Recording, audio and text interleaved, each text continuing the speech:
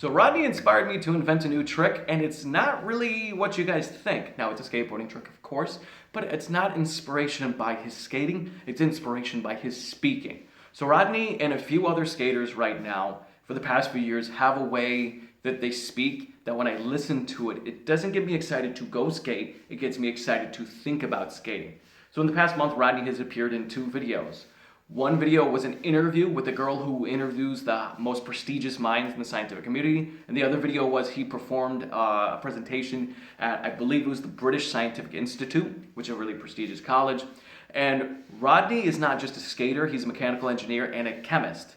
So whether you guys knew that or didn't know that, he is heavily rooted in the scientific community, and that's what made him Rodney Mullen. Having both sides of his brain work at all times. So watching these videos, there was a portion in the interview and there's a portion in the presentation that got my brain working on to come up with a trick that has never been done before.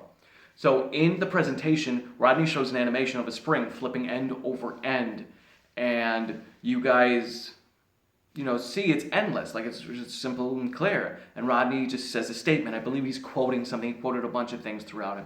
And he just quotes that creativity pushes the boundaries of strangeness, where curiosity seeks to box in the boundaries of strangeness. And I sat there and I thought about it for a while, and it just clicked after a few minutes, and I went, that's entirely right. When a new skate trick is invented, a lot of people look at it and scoff. Who would ever want to do a trick like that? And all it takes is one person to go, well, how did he do that trick? And one of my subscribers and someone who's become a little bit of an online friend with me, Travis Mitchell, he took a trick I invented and he has put it into variations, and he is way better at it than me, and that's kind of funny. So to warm up in this video, I'm definitely going to be doing that. I'm going to be showing a trick that already existed, a merry-go-round, in my version of it, the tilt-a-whirl. Then we'll actually get into creating a new trick. So I laid there that night trying to sleep, and at the same time thinking about a trick that was so strange, the world has never seen it. And then I started thinking heavily, okay, well, if it's too much of a variation, is it just a variation? Is it a new invention? And this is where that interview came in. The girl interviewing Rodney asked him where she believed the future of skateboarding was going, or where he believed. And he brought up variations. Now, he didn't directly reference the skate community. Rodney's brain is usually all over the place, and it's very fun to watch. But he references this to the scientific community, to tech specifically, and said that he was talking with a computer prodigy, one of the smartest, most genius computer minds in the world, and this guy said that there's no such thing as new technology. That everything he creates and he builds, he looks back at the past first to understand, to take this and put this here and this here and this here to create new. And Rodney said, so skateboarding's the same way. Now I'm going to give my own personal opinion. I believe that a trick becomes a new trick from a variation when the learning curve exists. So if we're talking the difference between kickflip and vario kickflip, there is a learning curve between them. Just because you can kickflip and you can pop shove it does not mean you're learning vario flip today. You need to put in the work to understand and conceptualize how the two tricks mesh together. And it kind of works with everything like that. Now, anybody out there who wants to say, well, combining 2 ledge tricks together doesn't quite count, I'm going to reference to a rifty-50. You guys don't know a rifty-50 is when you 50-50 down a handrail and hit an out ledge. And the guy who invented it did one in his life, and in his words as well, he is not the best at it. But he's accredited with creating this trick that truly is just a 50-50. It was just a drastic change of environment.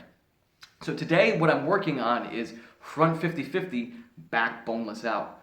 I have done my research. I have not found any reference to anybody doing front 50-50 back boneless out. The closest I found was one guy did a back boneless into a back 50-50, but once again that learning curve has drastically changed, so it's definitely not the same thing. But let's get warmed up with a merry-go-round and a tilt-a-whirl, and then I'm going to just do my best to conceptualize this and go through all the steps I think I need to practice before I can put down one that's just clean. So join me on this journey of creating and doing a true NBD.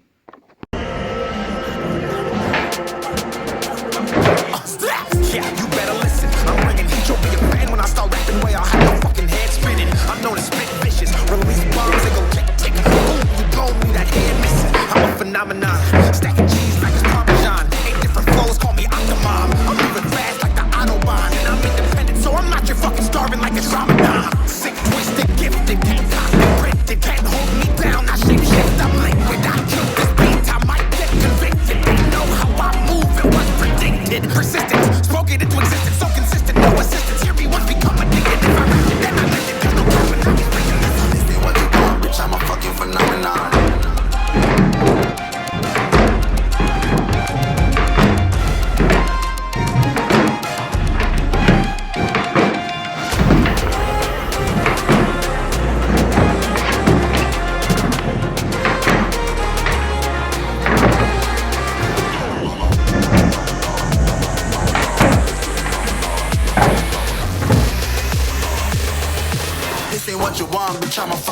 phenomenon.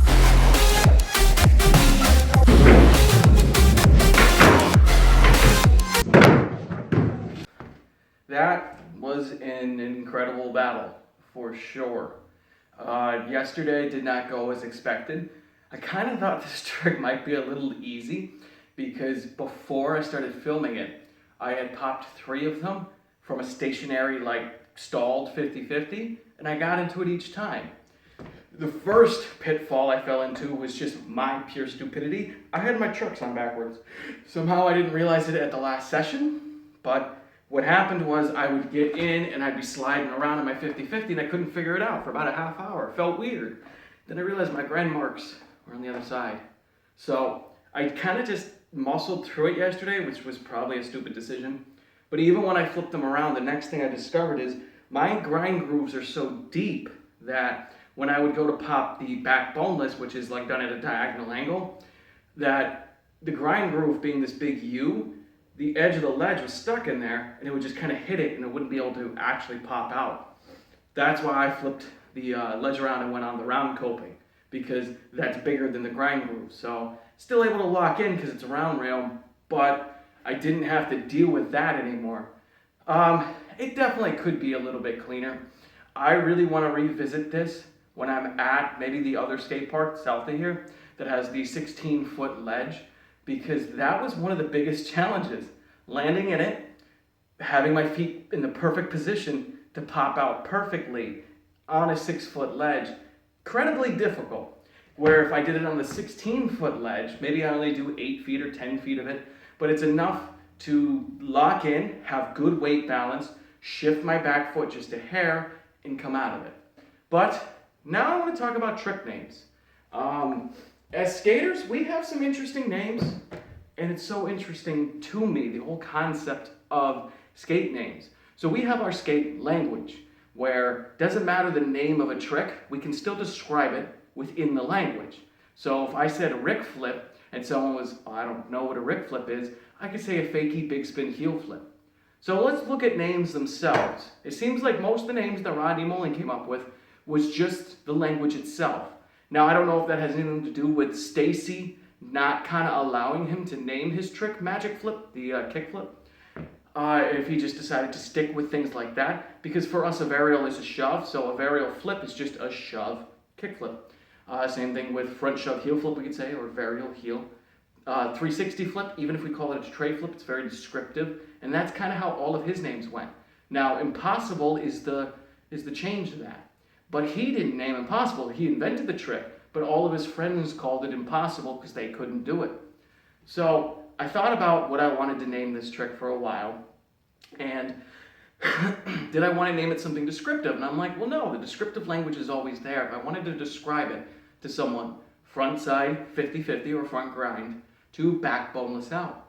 So that will always be there. Let's pick more of a fun name. So then I thought of tricks like hard flip and was like, well, hard flip describes the difficultness of it, the process of it, not the trick itself. And from there, I kind of went down the road a little bit and was, well, there's tricks like laser flip. Laser flip is not descriptive. Like if I asked a person who's never skated in their life, what is a heel flip? Well, they could probably regurgitate to me, well, it sounds like a flip done with your heel. And wow, you're completely right. That is so descriptive. Hard flip. Well, I don't know what it is, but it sounds really hard. Laser flip. Laser flip's off the wall. That's out in left field. That is non-descriptive at all. So I thought about it, and I'm watching Andrew Cannon at the time. Because I've been thinking about this for 24 hours at that point. And Andrew Cannon loves saying the word saucy. You know, hey, let's do this trick. I think that'll be saucy. And he just kept saying it throughout this video like 30 or 40 times. And I kept just thinking of the names of the tricks. And I ended up coming up with frontside tender grind. And the reason for it is, and Sauce kind of made me think of this, a boneless wing is just a chicken tender. I know people like to argue that, but that's the truth. It's just a chicken tender. And I was like, okay, so it's a front grind, back boneless. So frontside tender grind. And I think that's an interesting enough name. There are some new tricks though. I do want to also try to do NBDs that focus more on a new type of grind.